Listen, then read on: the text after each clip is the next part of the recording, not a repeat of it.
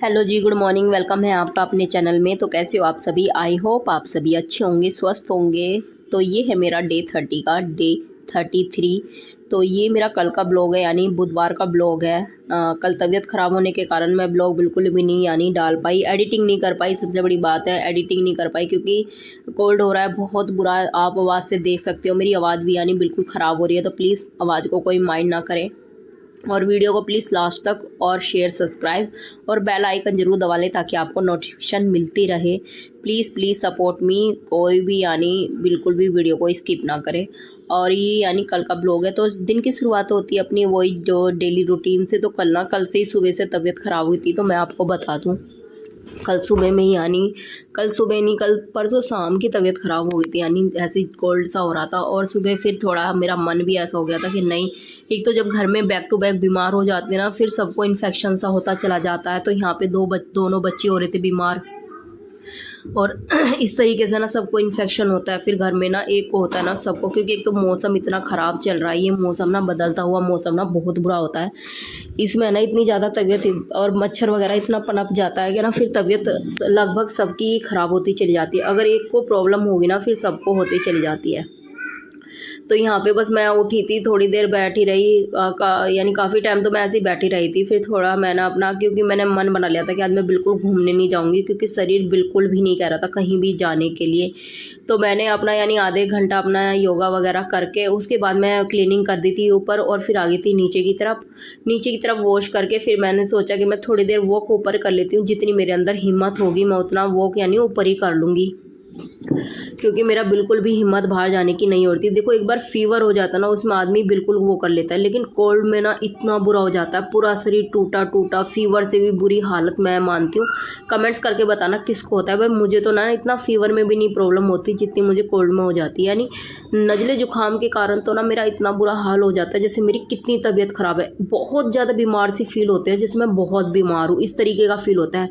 और दूसरी बात, एकादशी भी थी कल, तो ये कपड़े मैंने परसों वॉश किए थे तो शाम को, तो इनमें धूप नहीं लगी थी, तो सुबह मैंने सुखाए थे, क्योंकि हम एकादशी में कपड़े वॉश नहीं करते हैं बिल्कुल भी।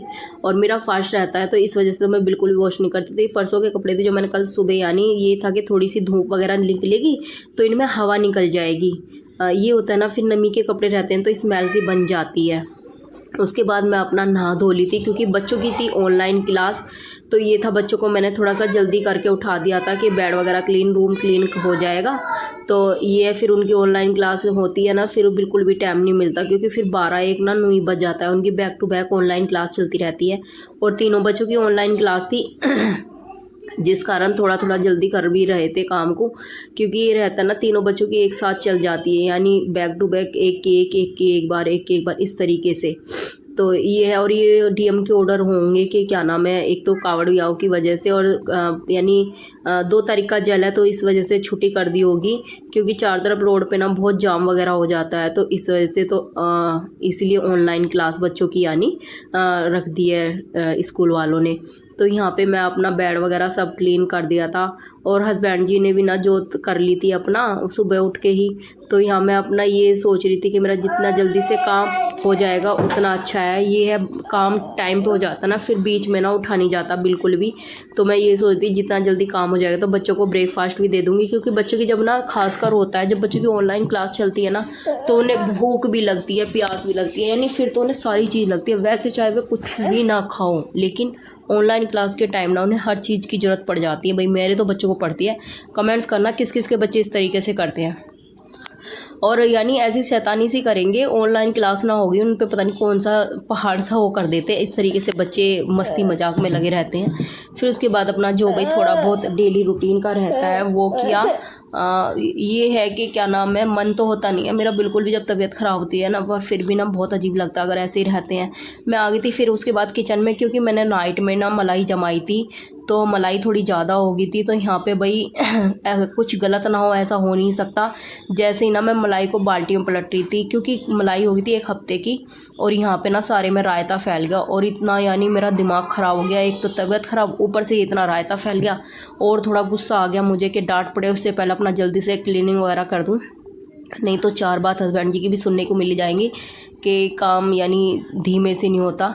तो यहाँ अपना फिर मैंने अपना मलाई को भिगोया, और भाई ये हम देख लो, जब से मैं इस घर में आई ना 6 साल हो गए। पहले कहते थे जिनके गाय भैंस होती है सिर्फ उनके दूध घी होता है, लेकिन ऐसा नहीं है। मैं ये मानती हूँ सभी हाउसवाइफ ना अपने घर का ही घी कर लेती होंगी लगभग, चाहे किसी को 1 किलो आए दूध, चाहे 2 किलो आए, लेकिन लगभग सभी हाउसवाइफ ना अपने घर का ही घी जोड़ लेती होंगी। भाई मैं तो जब से इस घर में आई हूँ ना, हमने हमेशा अपना घर का ही घी खाया है। बस जब हम जापे वगैरह में रहे हैं ना, जब बेशक हमने यानी थोड़ा बहुत मोल का खाया होगा, बाकी हमने हमेशा अपने घर का घी खाया था।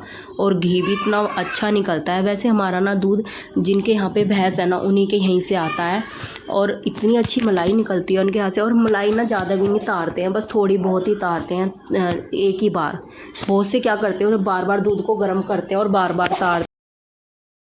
पर हम ना कभी भी एक बार तारने के बाद दोबारा कभी मलाई नहीं तारते, क्योंकि इस तरीके से फिर दूध में कुछ नहीं रह जाता। लेकिन अगर हम दूध की बार बार मलाई तार लेंगे ना, तो सारा प्रोटीन उसका ख़त्म हो जाता है, फिर उसका पीने का कोई फ़ायदा नहीं, क्योंकि वो पानी हो जाता है। फिर मलाई यानी दूध में से मलाई उतरने के बाद कई बार उसमें कुछ नहीं रहता। हम सिर्फ एक बार ही तारते हैं।